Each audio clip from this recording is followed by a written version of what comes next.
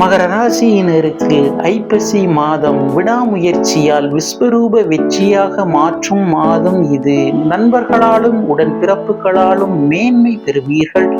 உடல் ஆரோக்கியமும் மன தெளிவும் தரும்.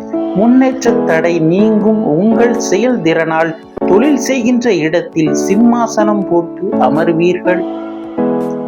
தந்தை வாயிலாக நற்செய்திகள் தேடி வரும். இடம் சார்ந்த விஷயங்களில் சிக்கலுக்கு உள்ளாகும். தங்க நகைகள் களவாடப்படக்கூடும். கவனம் அவசியம். மற்றும் விற்கக்கூடிய சூழல்கள் உண்டாகும்.